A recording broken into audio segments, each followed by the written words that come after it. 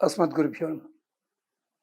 భగవద్బంధువులారా, ఇప్పుడు మనం చెప్పుకోబోయే మంత్రం రియల్ ఎస్టేట్ వ్యాపారం చేసేవాళ్ళు, సొంతంగా ఇల్లు కట్టుకుందాం అనుకునేవాళ్ళు, లేదా ఫామ్ హౌసెస్ లాంటివి కావాలనుకునేవాళ్ళు, ఇలాంటి వాళ్ళు. ఎంచేతంటే ఈ మధ్యకాలంలో వీటికి సంబంధించి ఫలితాలు అనుకూలంగా ఎంత వస్తున్నాయో ప్రయత్నంలో కష్టాలు కూడా అలాగే ఉంటున్నాయి. ఆ కారణం చేత కారణాలు ఏమిటి నేను మాట్లాడను. దానికోసం అని చెప్పి ఇలాంటి వ్యాపార రంగంలో మంచి బాగా రాబడి రావడానికి కానీ, లేదా మనం సొంతంగా ఇల్లు కట్టుకోదలుచుకుంటే ఏం చేయాలి అన్నదానికి ఒక చక్కటి మంత్రాన్ని మనం చెప్పుకుందాం. దానికి ముందుగా మీరు చేయాల్సిన పని ఏమిటంటే, కొండపల్లి బొమ్మ కానీ ఇలాంటి బొమ్మల్లో ఎక్కడైనా ఎద్దు బొమ్మని కొనుక్కోండి. ఎద్దు, ఆవు కాదు, ఎద్దు బొమ్మని తెల్లటి రూపంలో ఉండాలి. దానికి కొన్ని కొమ్ములు, మంచి కొమ్ములు ఉండాలి. అలాంటి ఎద్దు బొమ్మను కొనుక్కుని ఇంటిలో దేవుడి దగ్గర పెట్టుకోండి. పెట్టుకుని రోజు కూడా 3 సార్లు పసుపు, 3 సార్లు కుంకం, 3 సార్లు గంధం వేయండి. తరువాత ఇంటి ముందు గడ్డి పెరుగుతుంటుంది కదండి, 3 పరకలు చిన్నవి కత్తిరించి అక్కడ పాదం దగ్గర పెట్టండి. తరువాత ఇప్పుడు చెప్పబోయే శ్లోకాన్ని తప్పనిసరిగా అలవాటు చేసుకుని చదవండి. 108 సార్లు చదివితే ఉత్తమోత్తమం. టైం పడుతుంది 15 నిమిషాలు. 108 సార్లు లేదంటారా, అయ్యో మేము మొదట్లో అలా చేయలేమని అంటారా, 27 సార్లు కానీ 54 సార్లు కానీ చదువుకోండి. అయిన తరువాత ఒక 2 గుప్పిళ్ళ బియ్యం, కాస్త నెయ్యి జల్లి నైవేద్యం పెట్టండి. 2 అరటిపళ్ళు. ఈ బియ్యాన్ని ఇంట్లో వంటకి వాడుకోవచ్చు, దాంట్లో దోషమేం లేదు. దయచేసి ఈ రోజుల లోపల మీరేమన్నా మాంసాహారులైతే మాంసాహారాన్ని వీలైనంత వరకు తగ్గించుకోండి. ఇది 45 రోజులు చేయండి. ఒకవేళ ఊరు వెళ్ళినట్టయితే ఈ మంత్రాన్ని చదువుకోండి. ఆరాధన ఆపినా ఇబ్బంది లేదు. ఆ మంత్రం చూడండి, ఏమిటది?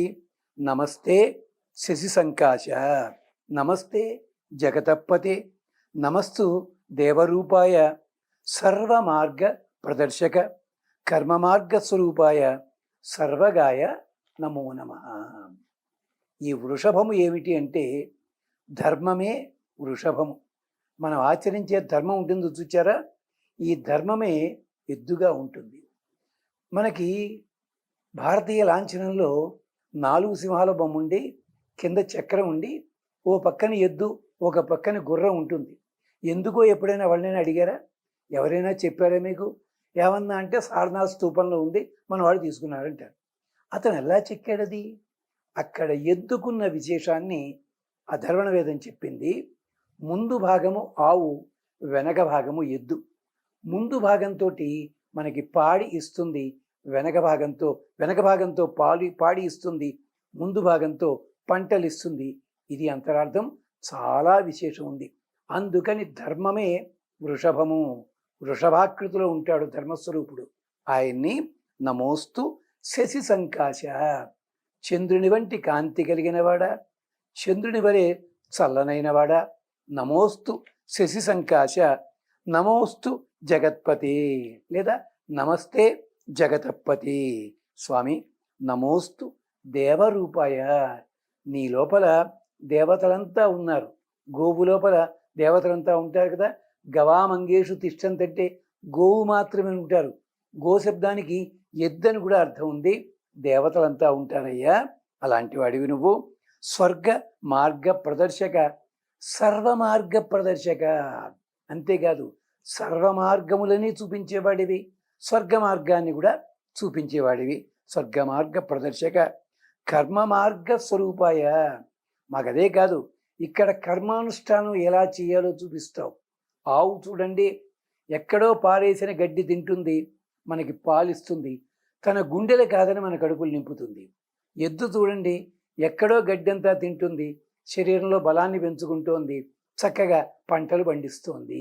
నాగలి కడితేను ఇలాగా.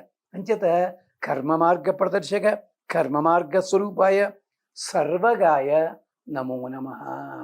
అన్ని చోట్లకి వెళ్ళగలరు. ఒకప్పుడు మీకు తెలిసే ఉంటుంది, ఎద్దుబళ్ళ మీద చీకట్లో వెళ్ళేటప్పుడు దారి ఎలా ఉందో వీడికి తెలియదు, లైట్ పెట్టుకున్నా కానీ ఎద్దు నడుస్తూ నడుస్తూ మధ్యలో ఆగిందనుకోండి, ఎక్కడో గొయ్యి ఉందని అర్థం అనమాట. ఎద్దు నడుస్తూ నడుస్తూ తల ఇలా వాడించిందనుకోండి, ఏదో ప్రమాదం రాబోతున్న అర్థం అనమాట. వాసన చూస్తూ నిలబడింది అనుకోండి, అక్కడ నక్కో పామో ఏదో ఉందని అర్థం అనమాట. ఇలాగా మనకి మార్గాలన్నీ కూడా చూపించేది ఎద్దు. అది విశేషం. ఇప్పుడే మనకి మోటార్ వెహికల్స్ వచ్చాయి, లైట్లు ఉన్నా కానీ యాక్సిడెంట్ చేస్తున్నాం మనం అంతా కూడా. అదనమాట, గమనించండి. అందుకని ఈ ధేనువుకి మీరు నమస్కరించండి, తప్పనిసరిగా చేసుకోండి. ఒకవేళ మీరు ఊరు వెళ్ళినట్టయితే మీ ఇంట్లో ఆడవాళ్ళైనా ఈ పని చేయొచ్చు, నమస్కరించవచ్చు. ఆ పసుపు కుంకుమ గంధం విడిగా డబ్బాలో వేసుకోండి, రోజు పెట్టుకోండి. అక్కడ స్వామికి నివేదన చేసిన అరటిపళ్ళు ఉంటాయి, తినండి. 2 గుప్పెళ్ళ బియ్యం ఉన్నాయి కదా, అవి వంట వండుకు తినచ్చును. ఇది గమనించండి. ఇది ఆడవాళ్ళైతే పూజా కార్యక్రమం దాకా. మగవాళ్ళైతే ఇది విశేషం. ఒకవేళ ఆల్రెడీ మీకు ఫామ్ హౌస్లని చేస్తున్నట్టయితే అక్కడ చేసేటప్పుడు మాత్రం 11 రోజుల పాటు తప్పనిసరిగా రోజుకి 500 సార్లు చదవండి, పరవాన్నం నివేదన చేయండి. మీకు అన్ని రకాల లాభాలు కలుగుతాయి. మీకు ఇంకెక్కడికి వెళ్ళక్కర్లేదు. గమనించండి. శుభమస్తు.